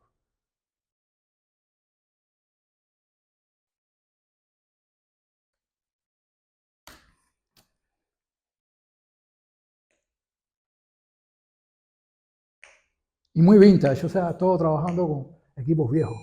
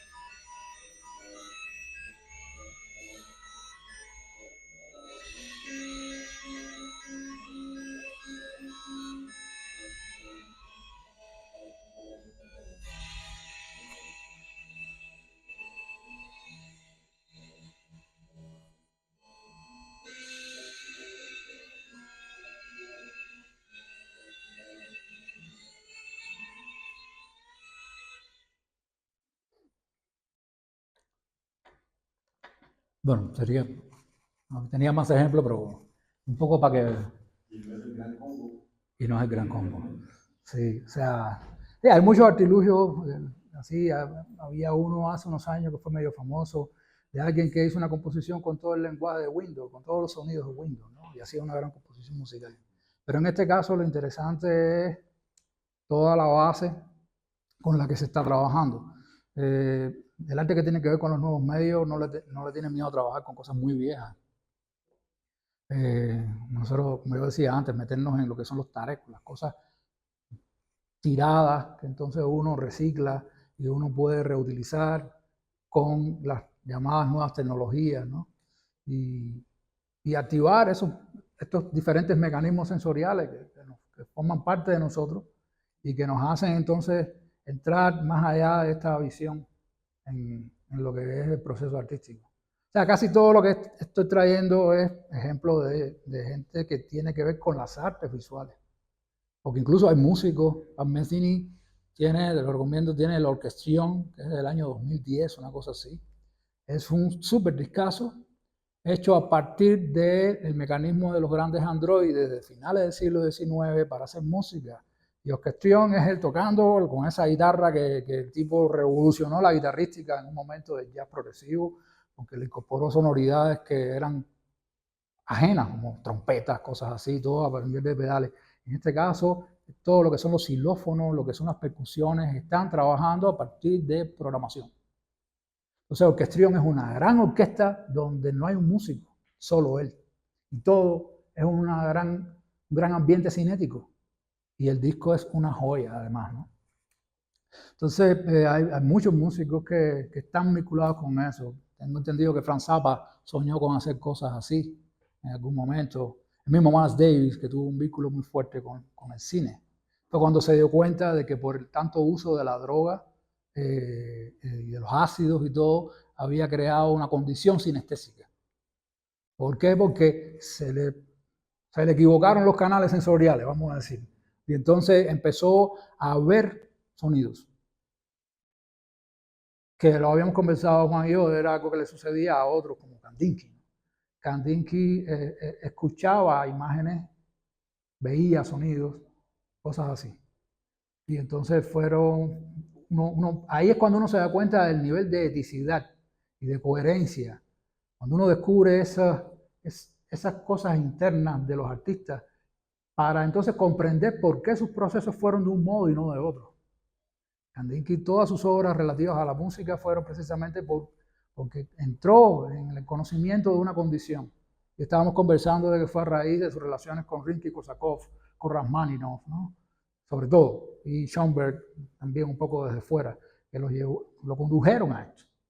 Entonces, así sucede con muchos artistas, o sea, que de pronto tienen un problema, una disrupción dentro de su universo sensorial y eso entonces genera que las expresiones sean otras, sean diferentes. Pero no es exclusivo. Dentro del campo de las ciencias también hay quienes generan cosas que entonces pueden perfectamente integrarse y trabajar en sistemas de lenguaje que son más complejos, ¿no? Y es lo que hace el arte con la tecnología. No es puro divertimento como la gente piensa. No es vamos a una inmersión de obras de Van Gogh. O sea, no tiene que ver con eso, ni pensar cómo fue la Ciudad de México si no hubiesen venido los españoles. Esos son disparates, vamos a decirlo así. A mí me parece que nosotros vamos por otro camino. El camino del conocimiento va por el de crear un sentido hacia el futuro. Y por ahí va ese sentido de lo intersensorial. Ya yo paro.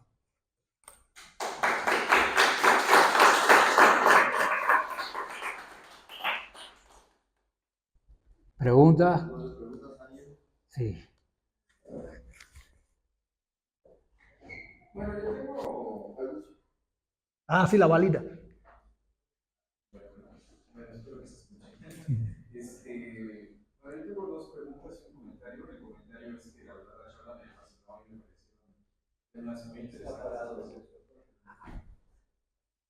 Ay. ¿Ya se escucha? ¿Ya aprendió? Sí está aprendido, está parpadeando. Ah, no, entonces para. A mí me asusta cuando parpadean las cosas, es una bomba. ¿No?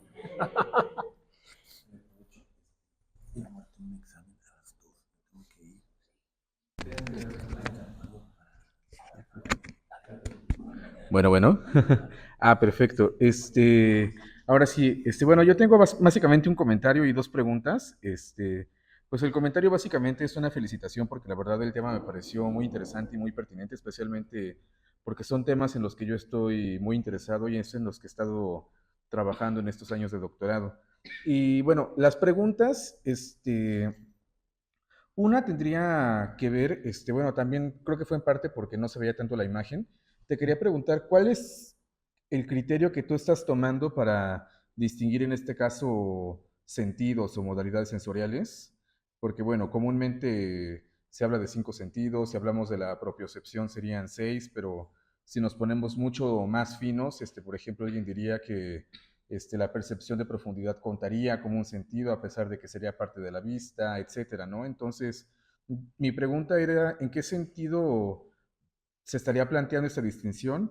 Y la otra pregunta era sobre el término intersensorial. ¿Por qué elegir ese término en particular y no sé, por ejemplo, multisensorialidad o multimodalidad o algo por el estilo, ¿no? Ahora sí que quería saber cuál era la motivación del criterio de ese término en particular. Básicamente es eso. Voy a empezar por lo último. ¿Cómo? Puede ser perfectamente multisensorialidad. De verdad. O sea,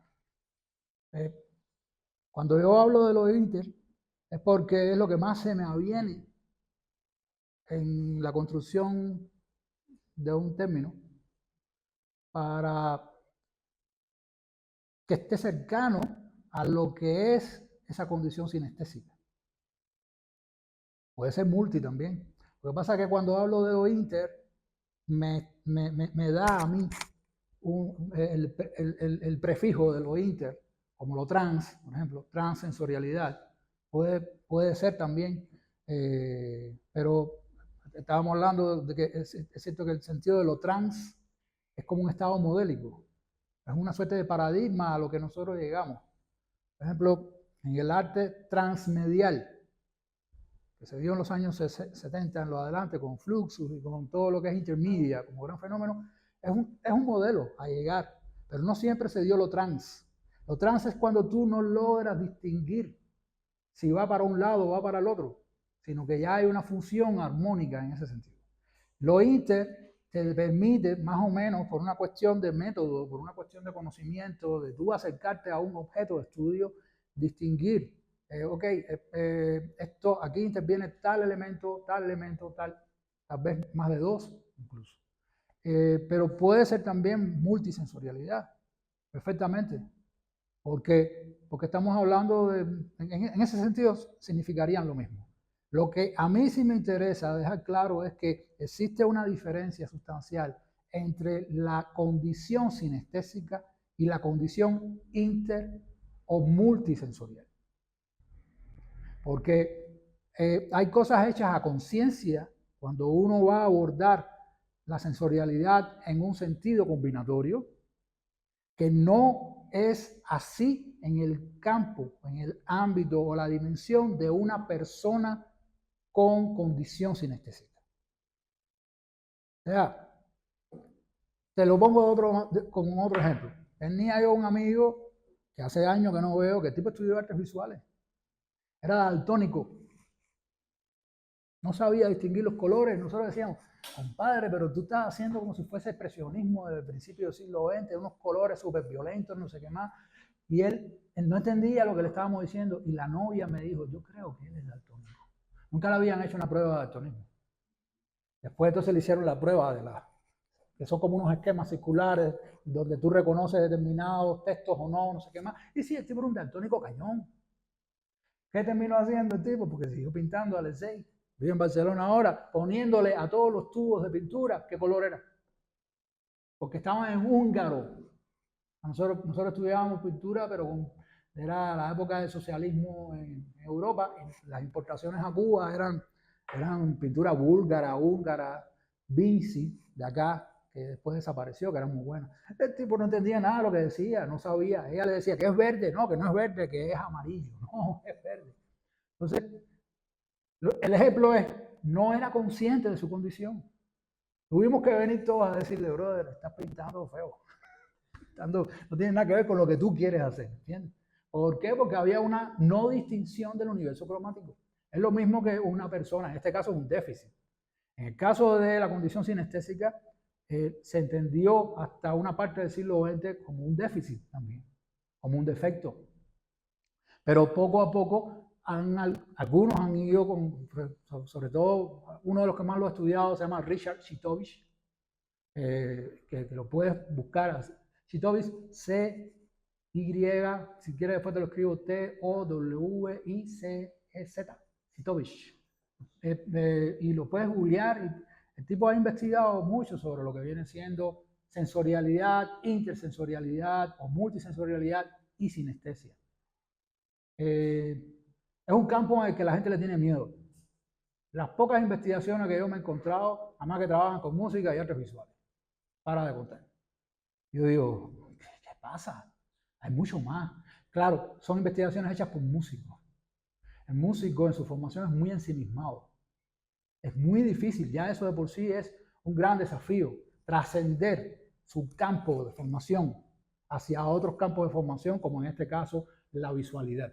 Pero realmente lo que estamos hablando es mucho más. Aquí hay otros ejemplos que tienen que ver con cosas como el uso de los sentidos del lenguaje. Un amigo mío que de pronto le invitaron a una exposición de New Media y lo que hizo fue poner una bomba de humo. Una bomba de humo. La programó con un Nokia viejo y obligó a que todos los días, antes de una hora determinada, no recuerdo cuál, el director de la Bienal de La Habana, porque fue una exposición de la Bienal de La Habana, tenía que hacer una llamada telefónica al lugar donde estaba para desactivar con un código específico que solo él tenía esa bomba de humo. Dicen las lenguas, porque yo no recuerdo bien, que una vez el tipo se le olvidó y la bomba de humo, ¡boom!, explotó. Ahí hay un uso de lo sensorial de otra manera y estás implicando y burlándote del poder de la institución arte, del poder de una persona como directora de algo, de determinadas cosas y utilizando incluso canales de carácter político como el terrorismo con un sentido simbólico importante, ¿no? Y si revienta eso, genera un fenómeno de desajuste sensorial. Su consecuencia. Como otras obras que veíamos, que tú entras por un olor y después terminas viéndola. O entras por un tacto, obras muy táctiles, y después terminas interactuando con ella de otra manera. Entonces sí, puede ser lo mismo inter que multi en ese sentido. Esto de definir, había un escritor cubano de Sama Lima que decía, definir es cenizar. O sea, llegó el verbo ceniza, convirtió la ceniza en un verbo, ¿no? Cenizar, es quemar, es acabar con algo. Las definiciones a veces son complejas. Nos hacen falta por una cuestión nominal, pero sí, tienes razón, puede ser multi. Pero sí hay que separarlo de los sinestésicos. La primera, ¿cuál era que tú me decías?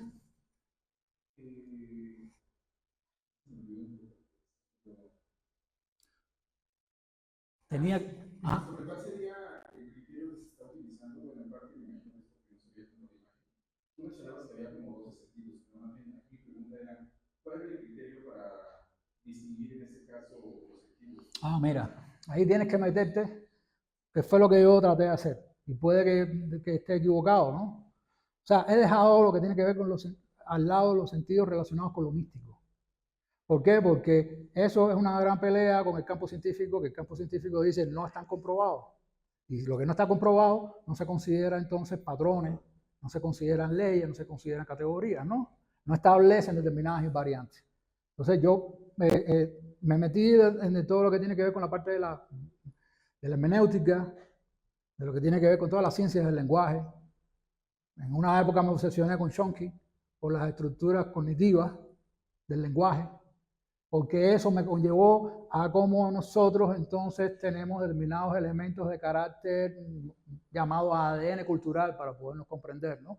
Cómo nos compartimos información que nos hace ser de una manera y no de otra en determinadas sociedades, en determinadas culturas, y todo esto está relacionado con cómo nosotros interactuamos sensorialmente con nuestro mundo.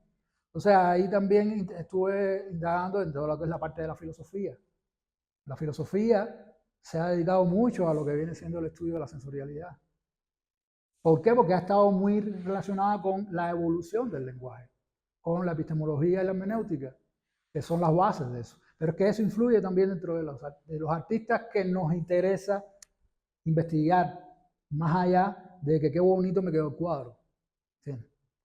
Entonces, empecé a ver que existían ciertos consensos dentro de estas peleas sobre lo sensorial, que existían ciertos consensos que por lo menos establecían 3 grupos importantes. Uno es la percepción sensorial de uno mismo, el otro la percepción sensorial del otro y el otro la percepción sensorial sobre el mundo. Entonces ahí es en donde yo empecé a ver la pertinencia de al menos 12 sentidos. Tal vez incluso dentro de lo que vienen siendo los sentidos que intervienen en la percepción sensorial del otro. Se puede dar una fusión entre lo que es el pensamiento ajeno y la palabra ajena. Tal vez. Pero hasta donde yo lo he investigado, lo mantengo en separación por una cuestión de comprensión. Como decía antes, te lo pongo con otro ejemplo. En las artes, a nosotros nos enseñan lo que viene siendo el contenido y la forma. Pero realmente es un mismo monstruo. Nadie puede separar contenido y forma cuando está en lo que viene siendo la práctica de alguna producción artística o simbólica.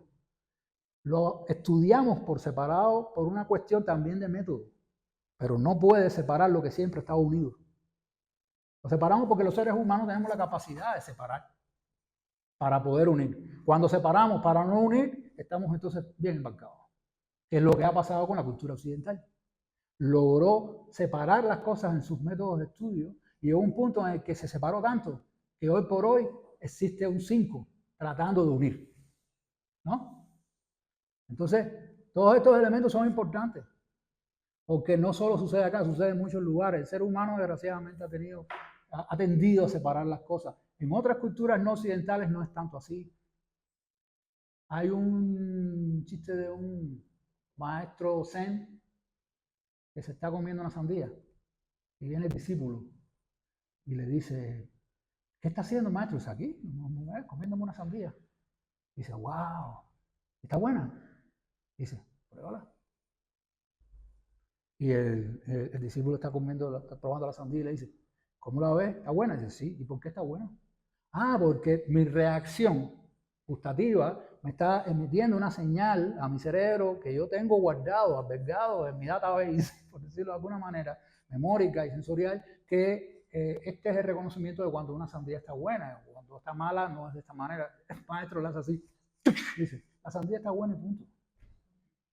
O sea, sigue comiendo, ¿entiendes? Disfrútalo. Entonces, nosotros tendemos a mí me pasa cantidad, a discernir, a hacer cosas, disquisiciones, esto, lo otro, no sé qué más. Y después viene el momento de unir eso. Porque entonces, ¿para qué lo estudia? ¿Para qué hace disección de las cosas? Si no es para después unir eso como un resultado armónico del objeto de estudio. Entonces, a mí me parece que por ahí fue que yo le entré a esa disquisición que me llevó a ponderar 12 canales sensoriales. Unos que son de carácter biológico, eminentemente biológico, y otros que son de carácter cultural. Porque aquí estamos hablando de los sentidos del lenguaje. Los sentidos sociales son sentidos adquiridos culturalmente.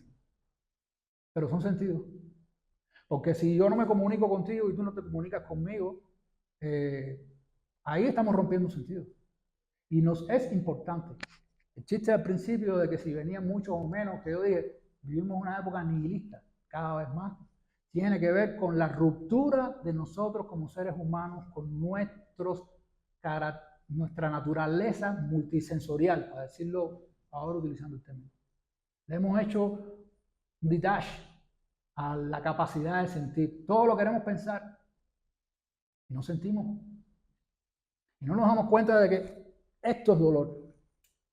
No nos damos cuenta de que esto es placer. En un nivel, ¿no?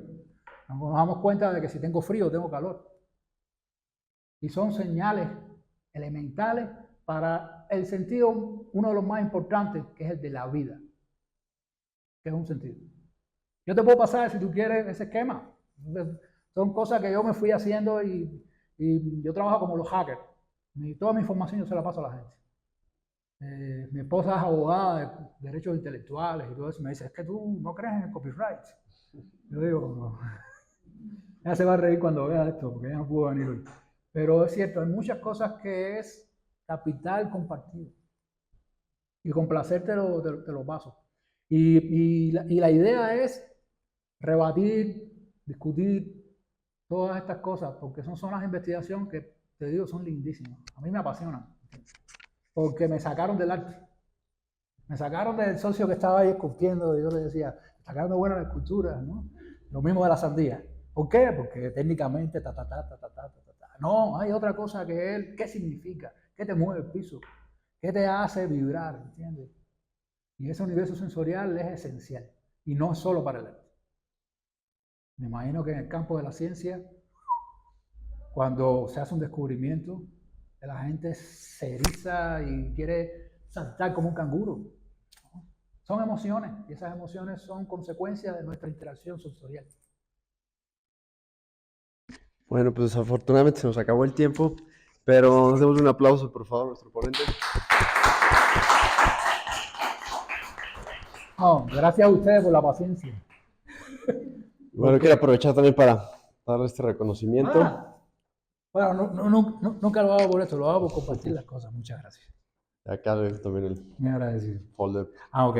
Bueno, muchas gracias a todos, pues nos vemos en la próxima sesión.